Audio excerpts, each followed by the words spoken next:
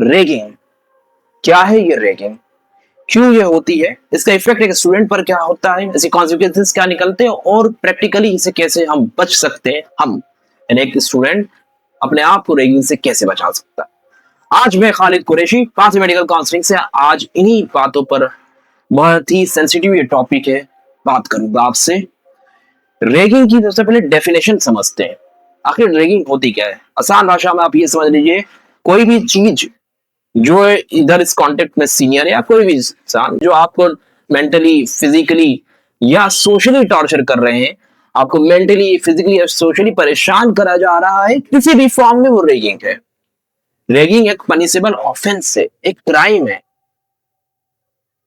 इसमें मैं आगे जाऊंगा, मैं जिस तरह से आगे बढ़ूंगा वीडियो में, सारी चीजें जो मैंने कही वो कवर इसमें होती जाएगी इंशाल्लाह। तो अब पहली चीज मैं आपसे बात करूंगा कि रेगिंग आखिर लोग करते क्यों है, कुछ उसके तर्क देते हैं, उन लॉजिक की मैं बात करूंगा। एक बात तो वो ये कहते हैं, पहली चीज तो मैं स्टार्टिंग यहां से करूं कि इंडिया की जो सोसाइटी है, यहाँ जो साइकोलॉजी चलती है उसको आप समझ लीजिए। वो ये है कि यहाँ पर जो बड़ी पोजीशन में आदमी है वो छोटे वाले को दबाता है, उस पर अत्याचार करता है, टॉर्चर करता है। ये चीज ऑफिस में होती है, चाहे गवर्नमेंट हो या प्राइवेट। ये चीज स्कूलों में होते आई है और ये चीज कॉलेजों में भी हो रही है। मारना, पीटना, गाली बकना, कमजोर को दबाना, ये यहाँ पे बड़ी आम बात हमारी सोसाइटी में हो गई है अनफॉर्चुनेटली। कॉलेजेस में क्या होता है, सीनियर कहते हैं हमारी रैगिंग हुई, हम जूनियर की करेंगे, जूनियर जब सीनियर बनता है हमारी हम भी करेंगे। एक साइकिल चल रहा है। रैगिंग का एक और तर्क वो देते हैं कि इससे बच्चा खुलता है, बच्चा अभी स्कूल पास करके आया है, कुछ नहीं जानता दुनिया के बारे में, दुनिया बहुत टफ है, हम बच्चे को तैयार कर रहे हैं आपसे जो नेक्स्ट सीनियर है। इसमें और भी सीनियर आते हैं, सुपर सीनियर और ऑल सीनियर। अभी आप मेडिकल कॉलेज जा रहे हैं और ये सिर्फ मेडिकल कॉलेज के लिए नहीं है, सभी कॉलेजेस के लिए, सभी यूनिवर्सिटीज के लिए इंडिया की, और जो प्रोफेशनल कोर्सेज हैं मेडिकल यानी एमबीबीएस और जैसे बीडीएस शामिल है और इंजीनियरिंग हो गई, यहाँ पर जो प्रोफेशनल कोर्स है और ज्यादा रैगिंग होती है। तो ये कहते हैं बच्चे को दुनिया के लिए तैयार कर रहे हैं, अब ये खुद भी तैयार नहीं हुए, बच्चे को इस तरह से उसको ह्यूमिलेट करके तैयार करते हैं दुनिया के लिए। अच्छा, उससे बच्चा खुल जाता है, स्टूडेंट जो नया आया है जूनियर खुल जाता है, वो आगे उसके फ्यूचर में कहाँ आएगा, उसको जलील कर कर। ठीक है, और भी इनके इस तरह के कुछ सो कॉल्ड लॉजिक तर्क रहते हैं। अब देखते हैं रेगिंग के फॉर्म्स क्या होते हैं, किस स्केल में, किन किन प्रकार में रेगिंग होती है। तो जब रेगिंग, तो अब प्रेजेंट की बात करें, पनिशेबल ऑफेंस है, एक क्राइम है। तो रेगिंग के नाम पर रेगिंग तो नहीं हो रही ना, वो नए नए टर्म्स हैं, जैसे कि इंट्रोडक्शन ले रहे हैं। बच्चा आया है जूनियर सीनियर में, इंट्रोडक्शन होना चाहिए, इंट्रोडक्शन लिया है, ए के नाम पर इंट्रोडक्शन हो गया। ट्रेडिशन के नाम पे हमारे कॉलेज यूनिवर्सिटी का कल्चर और ट्रेडिशन है, उसके नाम पर क्या हो रहा है, ये इंट्रोडक्शन और ट्रेडिशन नहीं है, ह्यूमिलेशन है और बुलिंग है जो रेगिंग को वो कर रहे हैं। क्या इसके फॉर्म और रहते हैं? बेसिक तो ये रहता है कि इसके माइल्ड फॉर्म बता रहा हूँ, छोटे फॉर्म, बड़ों की बात भी आएगी। छोटे फॉर्म में इंक्लूड है कि सीनियर जब बुलाए हाजिर होना है, सीनियर अपना काम कराएगा, खाना बनाने बोलेगा आपको खाना बनाना बने पड़ेगा, कपड़े धोने बोलेगा कपड़ा आपको उसका धोना पड़ेगा, बोलेगा खड़ा रहे, सुबह से लेकर शाम तक खड़ा रहे, खा जाता है, बच्चे खड़े रहते हैं जूनियर। मुर्गा बनाना, मुर्गा बना दिया जाता है, बच्चों को मुर्गा बनना पड़ता है। डॉक्टर एहसान अहमद जो कि हमारे फाउंडिंग मेंबर है पाथ मेडिकल काउंसलिंग के, RMLIMS लखनऊ से वो पढ़े हैं, उनके टाइम रेगिंग और सीवियर फॉर्म में होती थी। अभी माइल्ड फॉर्म का ये है कि मुर्गा बनाना, खड़े रखना, गालियां बकना माँ बहन की, ये सारी चीजें है। आगे के फॉर्म्स में और क्या आती है, आपको नंगा करा जाता है, बोले कपड़े उतार दो, गलत चीजें कराई जाती हैं, आपके प्राइवेट पार्ट बोलते जूनियर आपस में एक दूसरे के छुए, या वो आपके साथ, फिर एक तरह की सेक्सुअल हरासमेंट में चीजें फिर आ जाती हैं। ये सब होता है, सबके सामने आपको जलील करा जाता है, जिसका ट्रॉमा आप पर भी आता है, जो हम रेगिंग के जो इफेक्ट्स आते हैं उनमें भी देखेंगे। तो ये चीजें आप ध्यान रखिए। और क्या रहता है, हद यहाँ पर और होती है कि लड़के जो हैं सीनियर लड़कियों की भी रेगिंग कर रहे हैं जूनियर की, जिनमें वो चीजें शामिल सेक्सुअल हरासमेंट में आती है। तो ये और ऐसी कई फॉर्म्स रहते हैं रैगिंग के। जैसे अभी जो बिल्कुल लेटेस्ट हाल ही का मामला चल रहा है तमिलनाडु का, वहां ITI के एक माइनर स्टूडेंट को नंगा करा गया, चप्पलों से मारा गया, उसके सीनियर ने काम करा और उसका वीडियो बनाया गया। ये सारी चीजें बड़ी आम चीज हमारे सामने हो चुकी है। इतना परेशान करना कि बच्चा जो है अपने हाथ से अपनी जान ले ले रहा है, तो साइकियाट्रिस्ट की हेल्प लेनी पड़ रही है। ये सारी चीजें उस फॉर्म सीवर फॉर्म के जो है इफेक्ट में आते हैं, ड्रॉप आउट हो जाना।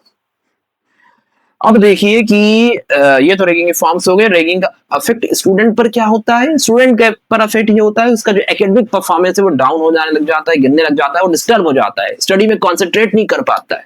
उसके साथ साथ वो आइसोलेशन में चले जाता है, वो लोगों पर जो ट्रस्ट है ना, ट्रस्ट अब नहीं कर पाता है, ट्रस्ट लॉस उसका हो जाता है। वो लोगों को या अपने सीनियर पर वो ट्रस्ट अब नहीं कर पाता है, उसका एक नजरिया बदल जाता है।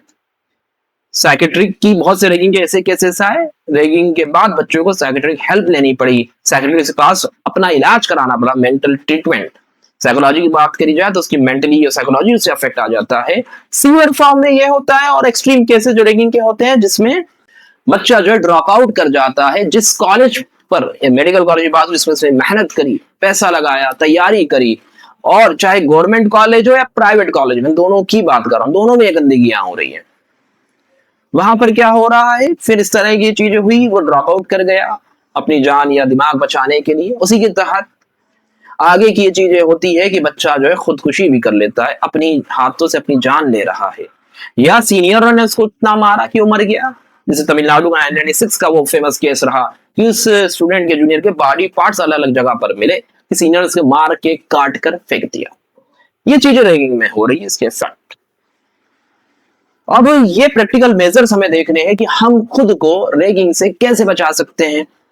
हमें खुद को बचाना है तो रैगिंग को बचाने का सबसे पहला स्टेप ये है कि रैगिंग को बिल्कुल भी टॉलरेट नहीं करना है, किसी भी नाम पर, किसी भी फॉर्म पर। जितना टॉलरेट करोगे उतनी और बढ़ते जाएगी। एक छोटा सा एग्जांपल लेता हूं डेंटल कॉलेज का। वहां पर तो बहुत लंबे तक रैगिंग हो रही है। फ्रेशर पार्टी वो करते हैं तब जब फर्स्ट ईयर वाले सेकेंड ईयर के एंड में चले जाते हैं, तब। उसके पहले तक जो फर्स्ट ईयर में आते हैं बच्चा, वो सीनियर्स का जब उसको बुलाएंगे उसको आना पड़ेगा, सीनियर जो उसको काम बोलेंगे उसे करना पड़ेगा, सर मैम बोलना पड़ता है। सर मैम नहीं बोलेंगे तो सीनियर नाराज हो जाते हैं, ग्रुप में मैसेज आता है, अरे उनको मैम नहीं बोला, उसने विश नहीं करा जा रहा है सर मैम को या बॉस को। ये टर्म्स होते हैं। पर ये रहता है तो एक लड़की थी जो कि जूनियर थी, उसे फिर सीनियर सब कुछ उसका मैटर हुआ, उसने शिकायत कर दी अपने फादर को। उसके फादर ने डायरेक्ट एंटी रैगिंग पर जो है कॉल करा, तुरंत एक्शन हुआ, डीन को फोन आया और डीन ने फ्रेशर पार्टी जो होनी थी वही कैंसिल करा दी, लड़की को प्रोटेक्ट करा गया। कॉलेज में सबसे पहले आपको कंप्लेन करनी है। हर कॉलेज में एंटी रैगिंग कमेटी होती है, हर कॉलेज में वार्डन होता है। आप हॉस्टलर हैं तो वार्डन का नंबर रखिए। कॉलेज, कई कॉलेज एक्शन लेते हैं, कुछ कॉलेज या बहुत से ऐसे कॉलेज जो अपने नाम को बचाने एक्शन नहीं लेते हैं, तो वहां तक आपको रुकना नहीं। पहला प्रोसेस आपने कर लिया, कॉलेज एक्शन नहीं ले रहा, आप सीधे एंटी रैगिंग कमेटी को कॉल करिए, वो तुरंत एक्शन उसमें लेते हैं। लेकिन इज अ क्राइम, इसमें बहुत ज्यादा एक्शन हम लिया जा रहा है। इसका पनिशमेंट क्या होगा सीनियर, आप भी ध्यान रखिए कि आपका सस्पेंशन हो जाता है, आपको कोर्स से भी निकाला जा सकता है, जेल भी आपकी हो सकती है। ये सारी चीजें कि अभी क्रिमिनल रिकॉर्ड बन जाएगा, आपका करियर ही खत्म हो जाएगा। अभी बना ही नहीं तो प्रोफेशन तो बाद में, करियर के बाद तो आपकी आगे की जिंदगी इसमें लगी हुई है। आप इस तरह के जो है जो बुलिंग आप जो कर रहे हैं अपने जूनियर को, और इस चीजों से बचिए क्योंकि अवेयरनेस अब बढ़ रही है। तो ये आपको एंटी रैगिंग का नंबर जो होता है 1800-180-5522 यहाँ पे शो होगा और डिस्क्रिप्शन में है, इसको आप अपने फोन में सेव करके रखिए। जितना इसको टॉलरेट करोगे उतना ही ये बढ़ेगा, और कोई और आपको बचाने नहीं आएगा। कि कॉलेजों में ग्रुप चलते हैं कि हम रैगिंग को सहेंगे, बोला सीनियर नाराज हो जाएगा। सीनियर तो बाप होता है, और बाप को कोई नाराज कर सकता है क्या? बाप के का हुक्म मानना है? अरे भाई, सीनियर आपका बाप नहीं है, जो बायोलॉजिकल आपके फादर होते हैं, हालांकि उनकी आप रिस्पेक्ट करिए। ये जो सीनियर है ना, आपका कुछ नहीं उखाड़ सकता, कुछ नहीं कर सकता, ये आपको कोई पास फेल नहीं करा सकता, ठीक है, कोई नहीं करा सकता। तो ये फिजुल बातें जो है, अपनी मेहनत से आपको अपना मेहनत करके एग्जाम आप देते हो, सीनियर कुछ नहीं जाएगा। सीनियर थोड़ा बहुत गाइडेंस का है तो वो रिस्पेक्ट आप मेंटेन करे रखिए, लेकिन सीनियर आपका कुछ उखाड़ नहीं सकता। आप उसी कंप्लेन करो, वो आपका कुछ नहीं कर सकता, इतना आप ध्यान रखिए। इंसान आजाद पैदा हुआ है, वो किसी का गुलाम नहीं है। आपने मेहनत करी है, एग्जाम आपने निकाला है, इतना टफ नीट का एग्जाम या दूसरे जिन्होंने इंजीनियरिंग के निकाले हैं, पैसा देके पढ़ रहे हो, चाहे गवर्नमेंट वहां भी पैसा देते हो, वहां कम देते हो, प्राइवेट हो बहुत पैसा देते हो, मेडिकल कॉलेज वगैरह में इतना पैसा देके पढ़ रहे हो, किसी गुलामी नहीं कर रहे हो। पढ़ाई का हेक्टिक शेड्यूल है, अपनी सारी चीजें की अपनी प्रॉब्लम्स चीजें होती हैं, उसे भी आपको देखना है। आप रैगिंग का बोझ क्यों अपने सर में लिए चल रहे हो, जो आपको एक वक्त में पागल बना रही है, आपकी जिंदगी पर खतरा कर रही है। तो बिल्कुल भी आपको रैगिंग टॉलरेट नहीं कर सकते। Always remember, ragging is a crime, और क्राइम को सीधे रिपोर्ट करना है आपको। और मैं इसमें यह भी कहना चाहूंगा जो दूसरे काउंसलर हैं कि हम जो है, जो बड़े काउंसलर की रीच और ज्यादा है, जैसे प्रभाकर भारती जी ओम एजुकेयर के, डॉक्टर हिमांशु ओहजा लीड काका के, कॉलेज काका के, और उसके साथ लक्ष्य काउंसलिंग के परमवीर, और डॉक्टर आलम सर्विसेज के ओवेश आलम, कि वो भी इस टॉपिक पर करे कि हमारा काम जो है बच्चों को आगे भी सपोर्ट करना होगा। रेगिंग जैसी चीज जो बच्चा इतनी मेहनत करके कॉलेज जा रहा है, तो उसने काउंसलर भी हायर करा, बड़ी उसने मेहनत करी, तो ये चीजें फिर आगे उसको फेस आ रही, तो ये नहीं आनी चाहिए। इसमें वो भी वीडियो बनाए और अवेयरनेस पढ़े, और जो लोग काम कर रहे हैं उनको जो है थोड़ी शर्म आए, इस काम से वो बचे, और एक अच्छा एनवायरनमेंट क्रिएट हो कि लोग सीनियर ये होता है कि वो हेल्प करे, अगर जूनियर को जरूरत हो तो अच्छे काम करे। ये गंदे काम करके कुछ होता नहीं, नुकसान ही होता है। कुछ भी आप क्यूरीज हो आप कमेंट कर सकते हैं, और इस वीडियो को मैं साफ तौर से कहूंगा लाइक करें, चैनल को सब्सक्राइब करें, और ज्यादा कमेंट करें, क्योंकि ज्यादा रीच इसकी पड़े, ज्यादा लोगों तक ये चीज जाए। जो भी बातें आए कहीं यूं ही नहीं कही गई। हम भी जो है सेंट्रल यूनिवर्सिटीज से पढ़े हुए हैं, और जो काउंसिल जुड़े हुए हैं, बड़े बड़े कॉलेज पढ़े हुए हैं, सारी चीजें जो है चीजें तो उस हिसाब से बात कही गई है। आप जो है बिल्कुल सीरियसली से लें, और जो बताए गए हैं उस स्टेप को फॉलो करें। Hope this help. बाय।